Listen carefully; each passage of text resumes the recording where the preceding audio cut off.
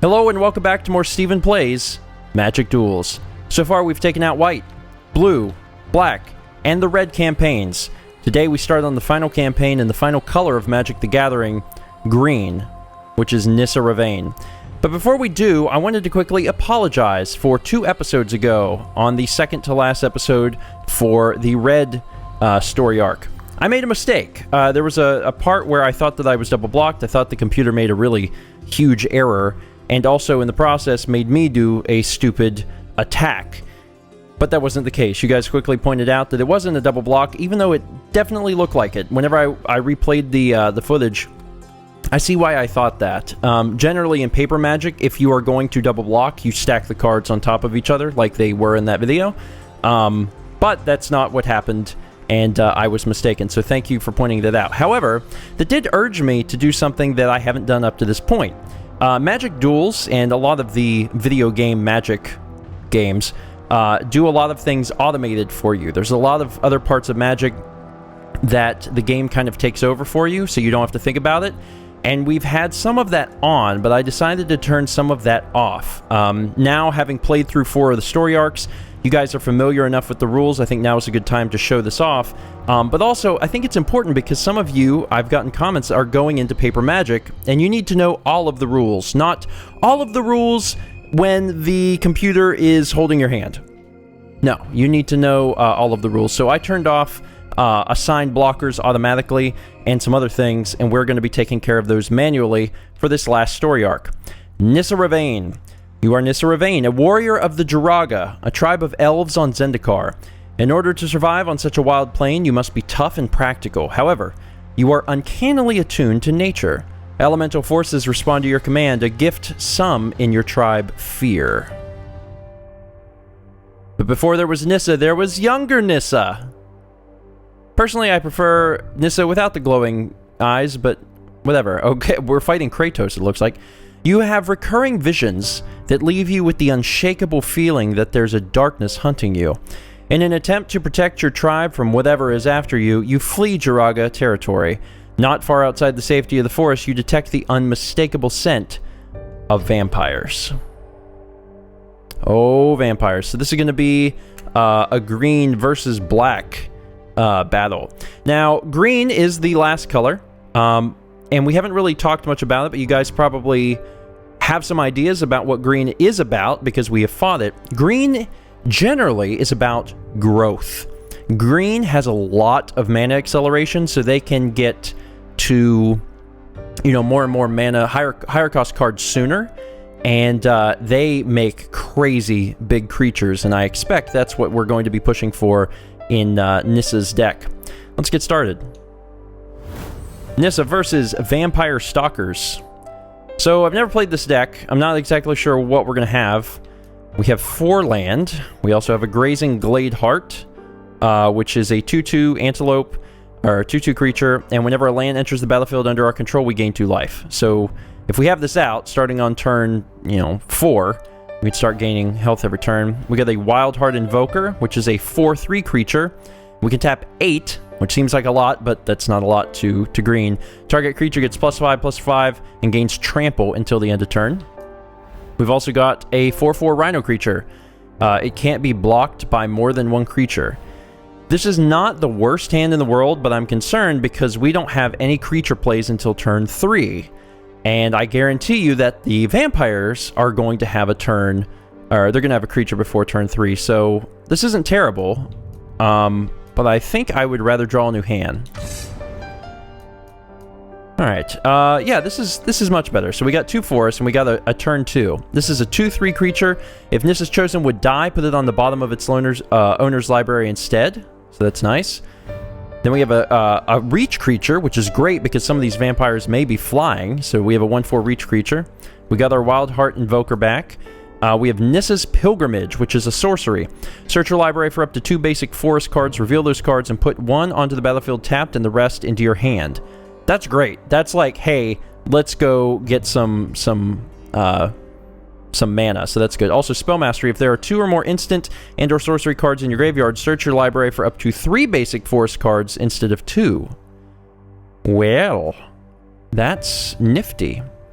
And then Wild Instincts, which is a sorcery. Target creature you control gets +2/+2 until end of turn. It fights target creature an opponent controls, which means it deals its damage. It deals damage equal to its power to the other. Yeah, this is good. This is good. We got 3 creatures, a 2-drop, a 3-drop, and a 4-drop, and we've got some sorceries to play around with as well. I will keep this hand. Now, they're going first, and they are black because they are vampires. It's something that we definitely knew already. First card in is a Ghoul Draws Vampire, which is a 1/1 for 1. And as long as an opponent has 10 or less life, it gets +2/+1 and has Intimidate. I don't know if we've talked about Intimidate before, but Intimidate means it can't be blocked except by artifact creatures or creatures that share a color with it, in this case, black. Because we don't have any black creatures and presumably no artifact creatures, we would not be able to block it once we get under 10 health. So it's basically a 1-drop that is good later in the game too. Because sometimes, you know, cards lose their value as the game goes on, but that is not one of them. Obviously going to swing at me. I have no blockers. But there's a lot of growth, or a lot of potential growth, I should say, in my hand. Ruthless Coldblade is a 2/1 vampire. It gets +2/+1 as long as an opponent has 10 or less life. So there's a lot of cards in the vampire deck that relies on me having less than 10 life. So I need to be very careful not to fall below 10 life. Get another Wild Instincts, which lets me... It's cool because not only is it a fight card, it makes us fight, but it also gives us +2/+2, so we're pretty much guaranteed to win. Let's go ahead and put Nissa's Chosen in. We can start blocking some of the attacks coming in, which is nice. And then we'll end. I'm sure our creatures are going to be bigger than black, but the black ones can be scary. It's got quite a few of these Ghoul Draws Vampires. A little concerned. They are Doomblading our only creature. Okay, so you must really want this dead. So there goes Nissa's Chosen. Next turn we can get out our Recluse, but in the meantime we're going to take 3 damage. That takes us down to 16, starting to get a little close to 10. Ever closer. We did have a Grazing Gladeheart earlier, which would increase our health. It's just a matter of seeing if we can draw one of those again. We got a Rhino. This is a 4/4 for 5, and it can't be blocked by more than 1 creature. We also have Nissa's Pilgrimage. We can search our library for up to 2 basic forest cards and get some more land in here. I think it would be a much better plan to, right now, get the Recluse in. That seems like the correct play to me. So let's go ahead and play the Recluse. That way we have a blocker. And a blocker that can take 4, which is kind of a big deal, because he's got little puny guys. So I think we're going to be alright. So what you're going to do, goes to the attack step. Definitely not attacking, because he knows that whatever he attacks with, he will lose. Got another Recluse. Feeling like putting the Recluse in, but also should definitely get some mana. Even though I like the idea of this spell mastery, the truth of the matter is we're not going to play 2 instant or sorceries by the time we need it. We'd have to play these, and that's just not going to happen. It seems likely that we would just use it now and get some mana so we can start playing some of our bigger, better guys. Now, the other option, of course, is to play another Recluse, which I don't think there's a bad play here. I really don't. I could get this in to have an additional blocker, but I don't think that it really matters. You know what? I'll play the Recluse. I'll go ahead and put that in. It just gives me an extra blocker in case things start to get a little weird. I could actually swing with the 1/4. I don't know. I don't think that's a great idea. It's nice having some reach creatures. If I swing with the 1/4, I still get a 1/4 to block with. He will probably block, but he'd have to block with all 4 in order to kill off my guy. But at the same time, he has nothing to lose if he does that, so I might as well skip the attack because it's probably going to be a trade, and it's not worth it to trade, in my opinion. We'll go to his main, see what he's doing. He's got 5 mana. Still not going to attack, especially now. He wouldn't attack when I only had 1 guy, so definitely not going to attack when I have 2. We got another Nissa's Chosen, which is nice. And we can certainly continue to play these cards. The board advantage is definitely going to be with me. Well, I definitely want more forests, but I guess I could put in more guys. Yeah, sure. Of course, if I do that, I'm going to have one leftover man. Yeah, I'm going to go ahead and use this. So, Nissa's Pilgrimage is going to go in. And it really doesn't matter. I can base it off of the art I want, really. Put that into... So, choose a forest to put onto the battlefield tapped. Choose a forest to put in hand. Okay, there we go. Did I do it right? It didn't matter. They're the same card. A little confusing. Alright, so now I have a forest to actually play. So now I'm up to 5, which is really good. I can swing with these. These are really not guys for swinging with. I think I'm going to skip the attack. I'm not really in the mood to lose any of these dudes. Plus, I got some really big guys I can play next turn. Like this 4/4 Rhino. Seems like a good move at that point. The important thing here was to stop him from getting me down to 10. Get the Child of Night, which is a 2/1 lifelink. Lifelink is sucky because any damage done, he's going to gain. He's going to recover health, but it's not a huge deal breaker. Put another forest in, and now my my land situation is looking fine.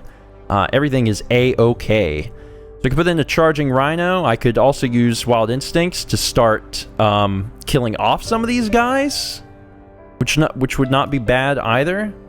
You can now see that since we have 6 land, that Wild Heart Invoker's you know, ability is not that far-fetched. Getting to 8 seems pretty reasonable at this point. So I think what I want to do is use the Charging Rhino, because I don't mind attacking with him.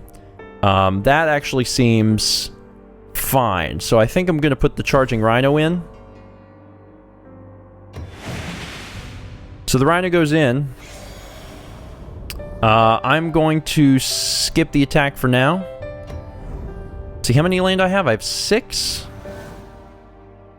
Okay. Another way I could have played that, which may have been a better play, would be putting in Nissa's Chosen and then using one of my Wild Instincts to kill off someone. We have another Vampire, so we have a lot of these guys coming in. The board's starting to get overrun with them.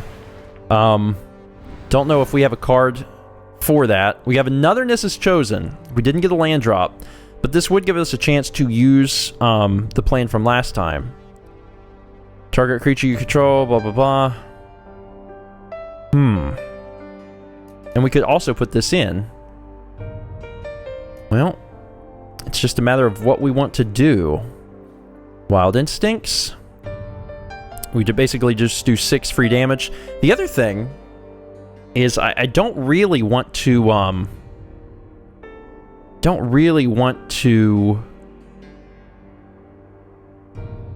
know what? 2/2/2/2. Now that's still going to be a lot, isn't it? Okay. I think I have a plan here. I think I'm going to use one of the Wild Instincts to have actually, wait a minute. Can't be blocked by more than one creature. That's my solution. I've been trying to, like, really think outside the box here, but his ability is actually spectacular. He can't be double blocked. That's a great card. That's a really great card, because none of his guys can kill me. And he doesn't have any cards in hand, so he can't Doomblade me. So I can actually just attack every single turn and systematically whittle down his army. And in my opinion, that sounds pretty dang good. So this turn, I'm actually going to put in 2 of the Nissa's Chosen, just so they're in there. These are sorceries, so I can't use them on his turn or anything. Put in the other Nissa's Chosen. So we're going to go to the attack step and attack solely with the Rhino. Because the Rhino can only be blocked by 1. None of these guys have Death Touch. The worst one is Lifelink, and he's probably going to block with him because he'll want that free 2 health. But as long as we don't let him get us down to 10, we should be okay. He chose to block with the 1/1. Maybe he wants to keep the 2/1 around.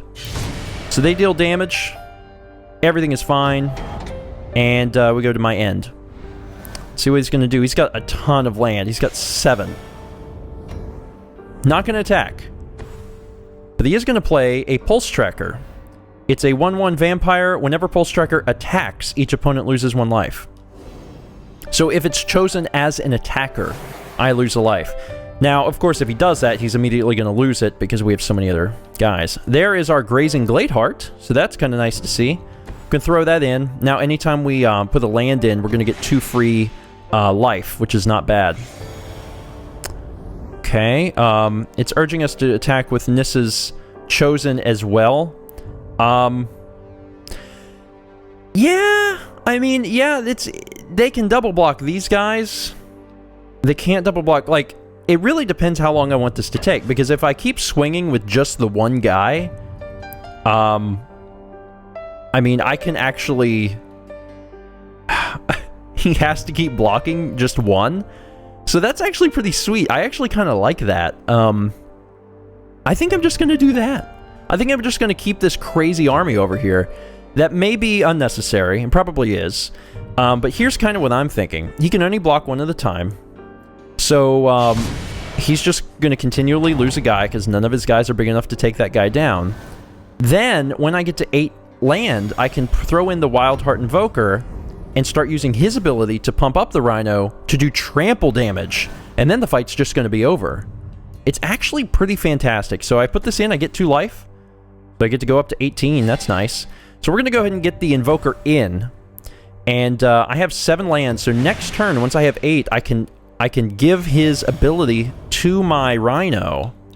And then good things start happening. Once again, it's urging me to swing with everyone, and I'm like, nah, that's okay. I'll just swing with the Rhino. Because he doesn't have anyone that can hurt me. I'm just really toying with him. Now, I'd be a little scared if he had a lot of stuff in his hand, but the fact that he has nothing in his hand tells me I shouldn't worry. He also chose not to block that. So he's down to a number of people, a number of creatures where he's actually getting really concerned. And you can now see, being on the side of green, what green can really look like. Green gets big. There's a lot of creatures. Actually, their power and toughness increases immensely. It's urging me to use Wild Instincts for some reason. I don't know who it wants me to kill. We also have the Pilgrimage, where we can get more land, which would be the correct thing to do because I want 8 to use the Invoker's ability, and we only have 7, so this will guarantee us an extra land. So let's go ahead and use that. So do this. There we go. We can go ahead and play this. So yeah, things are good. Things are good. I am happy with how things are looking. So we've got Wild Instincts. There's no reason to use this. I think I'm just gonna go into my attack step and swing with the Rhino again, because I'm feeling really happy about this Rhino thing. Confirm attack. Once again, no cards in hand, and he has 9 land. He decides to block here. So he never even got to use that card to its full potential because he had to attack with it, and he didn't attack, he blocked. I have got 7 creatures, he only has 3. Attack step, obviously can attack, but he does have a card in hand. Now that's a little frightening. Definitely a little frightening. Here's something that's fun. We now have Charging Rhino. We have a second one. And I kind of want to get this in. And you know what? I think I will. Because I also want to see what's in his hand. So I'm going to put this in. And then I'm going to go ahead and move to my attack step. Now, I could have used the 8 mana on the Invoker and just swung with this. But I'm kind of curious to see if he's got some sort of card to take me out. If he's got Doomblade or something like that. We obviously do here. Now, he's going to be able to gain some life because of that. So, I'm in my second main. Nothing I really want to do. He only has two blockers left. Pretty sad state of affairs. Throwing in another Guldra's Vampire. I'm really curious what that other card in his hand is, though. He was bluffing. It was a swamp. He is out of options and out of time. And I just got another forest. We're going to throw the forest in. That gives me 10 forests. When we look at this ability, target creature gets +5/+5 and gains trample until end of turn. Righty. So I'm going to go ahead and... He has no cards in hand, so I can just use it during main. It doesn't matter. Normally you would use that during the fight, but I'll just use this now. Choose a creature. I'll give it to this guy, because he's been doing most of the fighting anyway, and I appreciate his service. So now he's a 9/9 trample. Doesn't take a genius to see that that is problematic. This should win me the game. I haven't done the math on it, but if they block the 4/4 and that guy, that's how much he's going to get through there. 8. So 8, he's going to have 10 left. I would say he actually might live. If he takes 8 and he has 10 left, he will take... He should actually, if I swing with everyone, he would still have... he would still have 2 health left. Pretty sure. Interesting. Very cool. In that case, I will not... Oh, no, not. I'll attack with all, and then withdraw... I think I'll withdraw my spiders. Everyone else can swing, because I can't actually kill him this turn, believe it or not. So we'll just do this, and confirm attack. So he should be left with 4 health. Actually, he chose not to block the 9/9. Well, it should. I think it should probably still come out the same. I think he'll come out with 4 health left. Unless he did something a different way, which is possible. Looking good. Oh, also, he had recovered a lot of health. So he's at 5. Oh, excuse me. So yeah, I couldn't have beat him this turn, but I think it's fair to say that I have this fight well under control. He has nothing. That is unfortunate. Force goes in. Go ahead and activate this ability for funsies. He can do it on himself. There's no one to stop him, so he is actually a 9/8. Go to the attack step, swing for all, and win the game. I don't know what all that damage is, but I guarantee you it's a lot.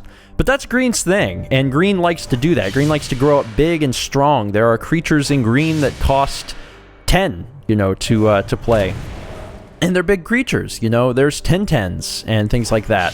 So there are certainly, you know, plenty of big things. And if that's your style, then green is what you need to play.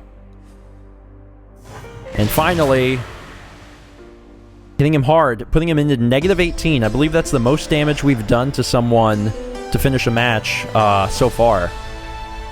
Got us some coinage for that. Had 2 lands enter the battlefield in a single turn. Why, thank you.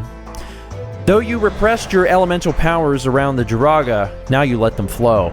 The stalking vampires will not bother you again. As your connection with the land deepens, you begin to understand that the darkness is not hunting you, it's calling you. There's a blight deep in the continent of Akum. That is where you must go. Hooray! We did the thing! We beat Kratos! That is going to be it for today. Thank you so much for watching, and do not miss the next exciting episode of Stephen Plays Magic Duels.